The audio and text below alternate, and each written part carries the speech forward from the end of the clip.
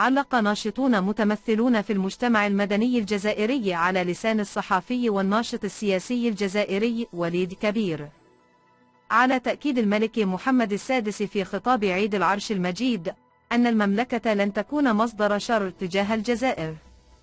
مؤكدا أن الأخيرة محظوظة بالجار اسمه المغرب. كما أكد في تدوينة نشرها على حسابه الشخصي إن ما ذكر في خطاب الملكي موجه بالدرجة الأولى إلى الشعب الجزائري كتأكيد رسمي من أعلى سلطة في المملكة على أن المغرب لن يكون مصدرا لأي شر أو سوء. كما أكد الصحفي الجزائري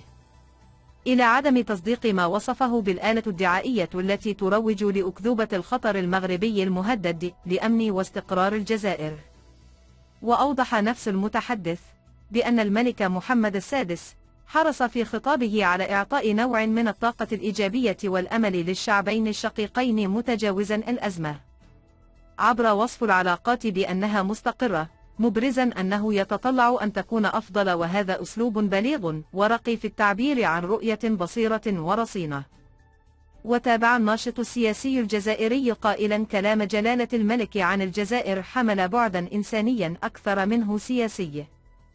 رسخ من خلاله ما ورثه عن أسلافه المنعمين في تعاملهم مع الجزائريين. وختم تدوينته بالقول محظوظة الجزائر بجار اسمه المغرب وبملك حكيم أطال الله في عمره. وقال العاهل المغربي محمد السادس في خطاب العرش مساء يوم السبت إن المملكة لن تكون مصدر شر تجاه الجزائر. وأوضح الملك نؤكد لإخوتنا في الجزائر بأن المغرب لن يكون مصدر شر، مشيرا إلى أن الرباط تحرص على إقامة علاقات وطيدة مع الدول الشقيقة والصديقة وخاصة دول الجوار. ونؤكد مرة أخرى لإخواننا الجزائريين قيادة وشعبا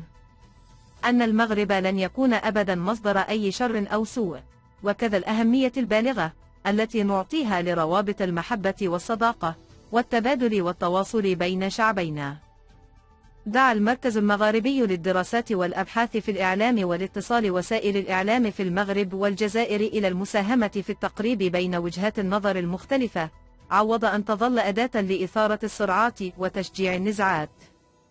وتوظيفها من لدن خصوم الديمقراطية لتعميق المزيد من الخلافات وبث التفرقة والنيل من وحدة الدول المغاربية.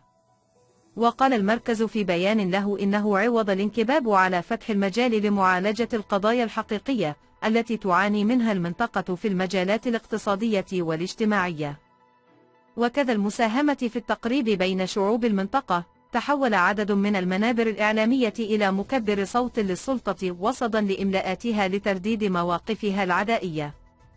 وتشجيع استدامة التوتر عبر التراشق الإعلامي والتجييش والتضليل والإساءة للثوابت المغاربية وتجييش شريحة من المدونين والمؤثرين الذين يساهمون بالاستغلال السيء للشبكة العنكبوتية في تقويض المشترك بين البلدان المغاربية. وأضاف إلى كل ذلك الكلفة الاقتصادية الباهظة الناجمة عن اللامغرب في المرحلة الراهنة التي يزيدها السباق نحو التسلح، وإعطاء الأولوية لميزانيات الدفاع على حساب الحاجيات الاقتصادية والاجتماعية والثقافية لشعوب المنطقة. وفي هذا السياق جدد المركز المذكور نداءه إلى وسائل الإعلام في الجزائر والمغرب وخاصة منها العمومية بوقف كل الحملات الصحفية والإعلامية التي قال إنها لن تساعد بأي حال من الأحوال في بناء فضاء مغاربي مشترك راهنت على قيامه الأجيال المتعاقبة بالبلدان المغاربية الخمس.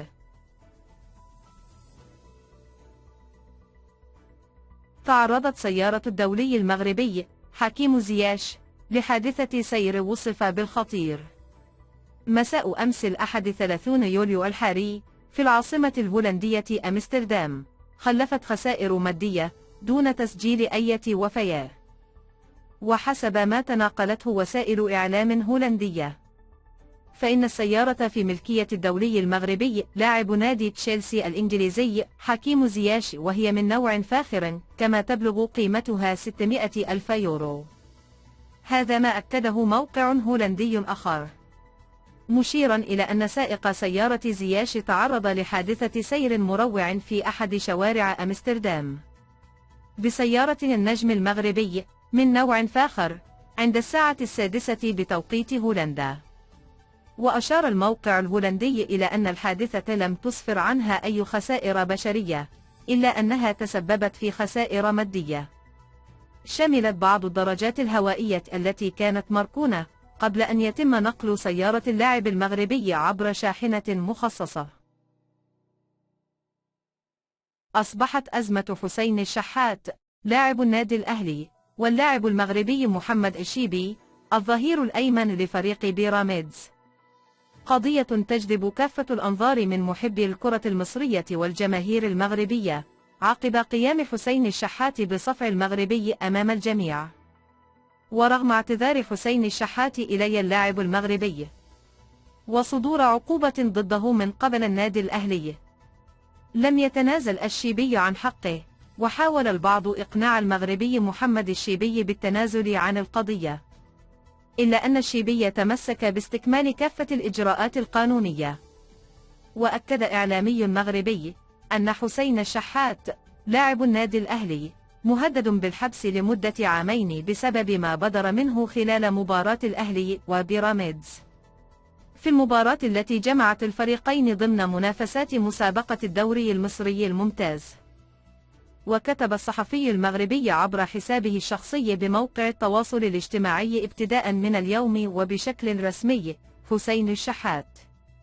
لاعب نادي الأهلي المصري مهدد بالسجن من 1 إلى 2 سنين طبقا لما تنص عليه المادة 85 من قانون التربية البدنية المصري، بعد الشكوى التي تقدم بها اللاعب المغربي لدى النائب العام بالديار المصرية، حيث فوضت إدارة نادي بيراميدز المصري مكتب محاماة مكون من 6 محامين من أجل الترافع والدفاع عن حق اللاعب المغربي محمد الشيبي. ووفقا لقانون الرياضة رقم 71 لسنة 2017 المادة 85، ينتظر حسين الشحات حال تمسك محمد الشيبي بالتصعيد إلى القضاء عقوبات تصل إلى الحبس لا تقل عن 1 عام. فيما غرم النادي الأهلي حسين الشحات في البداية 300,000 جنيها، ثم ضاعف الغرامة المالية إلى 500,000 جنيها بعد واقعة صفع محمد الشيبي لاعب بيراميدز.